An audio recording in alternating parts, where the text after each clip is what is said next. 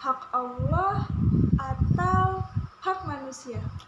Menurut kawan-kawan, mana nih yang harus didahulukan? Hak Allah dahulu atau hak manusia? Pasti ada perbedaan pendapat ya dalam menjawabnya. Tapi bagaimana ya makhotis syariah dalam menjawabnya? Mau tahu? Tonton video ini sampai habis ya. Sebelum itu kita bahas dulu ya, apa sih itu makhotis syariah? Nah, yang kita ketahui makhosis syariah ini terdiri dari dua kata. Yang pertama itu makhosid, yang kedua itu adalah syariah. Kita bahas satu-satu ya. Yang pertama adalah makhosid. Makhosid merupakan jamak dari kata maksud atau kosoda yang artinya tujuan. Sedangkan syariah adalah segala sesuatu yang sudah ditetapkan oleh Allah kepada hambanya berupa ajaran-ajaran agama.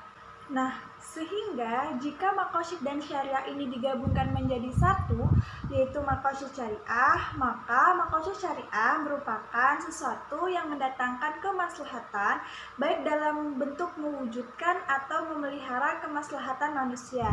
Nah, jadi secara sederhananya makhosid syariah itu tujuan syariat yang bertujuan untuk menjaga agama, menjaga jiwa, menjaga akal, menjaga keturunan, dan menjaga harta. Nah, makhosid syariah ini terbagi menjadi tiga.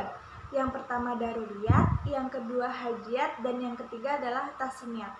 Daruriyat yaitu kemaslahatan-kemaslahatan dalam syariat Islam untuk menjaga 5 tujuan dasar, yaitu agama, jiwa, akal, keturunan, dan harta. Jika daruriyat ini tidak dilaksanakan, maka akan mengganggu atau mengancam yang 5 tadi. Yang kedua, yaitu hajat. Hajat yaitu kebutuhan yang bersifat sekunder, semisal kebutuhan ini tidak terpenuhi maka tidak sampai merusak tatanan kehidupan. Namun, apabila tidak dilaksanakan, maka akan menyulitkan untuk mewujudkan 5 hal yang tadi. Yang ketiga adalah tasniyah, yaitu sesuatu yang menjadikan hidup manusia menjadi lebih pantas dan beradab. Jika sesuatu ini tidak ada, maka tidak akan merusak tatanan kehidupan dan juga tidak akan menyulitkan. Contohnya seperti kebutuhan minum itu adalah daruriyat, menggunakan gelas itu adalah hajiah, dan menggunakan gelas yang bermerek mahal itu adalah tasniyah. Nah, gambarannya seperti ini ya. Yang atas itu adalah makhosid syariah. Yang sudah dijelaskan tadi, makhosid syariah terbagi menjadi 3, di mana ketiga ini harus diwujudkan dan dipelihara. Karena yang ketiga ini merupakan kemudaratan atau kemaslahatan dari 5 hal, yaitu agama, jiwa, akal, keturunan, dan harta. Di makhosid syariah terdapat 2 hak. Yang pertama itu hak Allah dan yang kedua hak manusia. Apa sih itu hak Allah? Hak Allah itu seperti agama, dan hak manusia itu adalah jiwa, akal, keturunan, dan harta. Nah, mengenai pertanyaan yang tadi, mana yang harus didahulukan? Hak Allah atau hak manusia? Imam Al-Qarafi menyebutkan ulama berselisih pendapat mengenai perihal ketika antara hak Allah dan hak hamba atau hak manusia saling bertentangan. Sebagian ulama berpendapat kalau hak Allah itu harus didahulukan karena hak manusia itu bisa menerima pembatalan. Nah, sebagian ulama lagi berpendapat bahwa hak hamba atau hak manusia lebih didahulukan dengan dalil bahwasannya meninggalkan bersuci dan beribadah diperbolehkan ketika hadir sesuatu yang membahayakan seorang hamba. Sebagai perbandingan terhadap pemilihan yang dilakukan oleh Imam Al-Qarafi, kita bisa menyimak salah satu kaidah fikih yang berbunyi, apabila terkumpul antara hak Allah dan hak hamba, maka hak hamba lebih didahulukan untuk selain ibadah yang didahulukan. Kita pun bisa mengikuti pendapat yang mengatakan bahwa hak manusia lebih didahulukan dengan argumen bahwa pada beberapa kondisi hak Allah bisa menjadi gugur apabila terkait dengan kemaslahatan manusia yang khawatir akan sebuah bahaya. Contohnya pada masa pandemi COVID kemarin, ada yang tahu nggak nih? Ternyata pada masa COVID kemarin lebih mengutamakan hak manusia loh daripada hak Allah. Nggak percaya? Tonton video yang satu ini ya. MUI memperbolehkan masyarakat mengganti sholat Jumat dengan sholat zuhur di rumah. Wakil Ketua Umum MUI, Anwar Abbas, mengatakan sesuai fatwa MUI terdahulu, masyarakat boleh tak sholat di masjid, baik itu sholat Jumat atau berjamaah jika kasus Omikron di satu daerah tinggi. Namun jika kasus COVID terkendali, MUI mengimbau masyarakat tetap beribadah seperti biasa.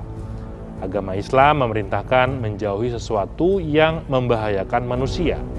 Untuk lebih jelasnya, berikut adalah penjelasan dari Bapak Dr. Haji Anwar Abbas selaku Wakil Ketua MUI. Dan bagi Majelis Ulama Indonesia, berdasarkan fatwa-fatwanya terdahulu ya, bahwa kita oleh agama disuruh dan diperintah untuk menjauhi hal-hal yang akan bisa menimbulkan kemudaratan baik bagi diri kita maupun bagi orang lain.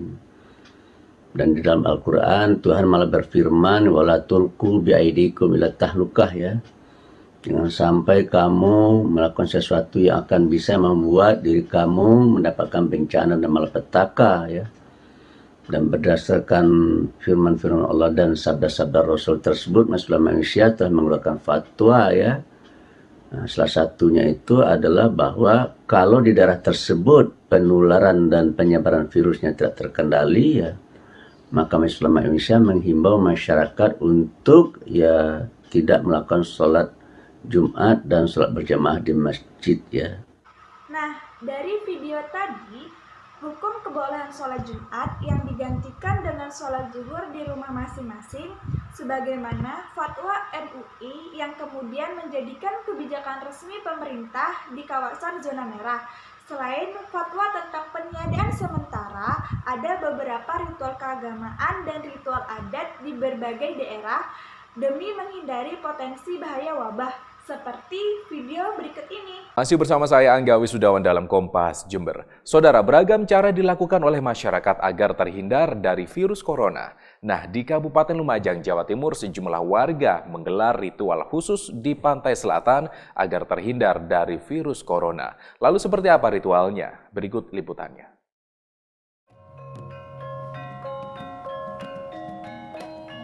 Dengan membawa sejumlah sesaji dan ayam putih, belasan tokoh spiritual ini mendatangi Pantai Bambang yang berada di Desa Bago, Kecamatan Pasirian, Kabupaten Lumajang. Mereka kemudian membaca doa bersama di tepi pantai secara khusyuk. Usai membaca doa, mereka langsung melarung sesaji dan ayam berbulu putih ke laut. Ritual larung sesaji sudah lama dilakukan, terlebih saat kondisi bangsa dilanda musibah, bencana, dan wabah penyakit. Melalui ritual ini, mereka berharap kepada Sang Pencipta agar wabah virus corona yang melanda negeri ini segera sirna dari Indonesia dan dunia. Ini ritual leluhur, Mas. Jadi kita gunakan ritual budaya yang tentunya kita sudah sebelumnya kita sudah melakukan 3 hari sebelumnya. Kita berdoa di sini dan endingnya sekarang ini.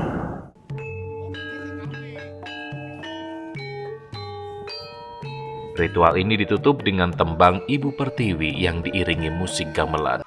Nah, jadi kawan-kawan semua sudah tahu ya, mana yang harus didahulukan, hak Allah atau hak manusia.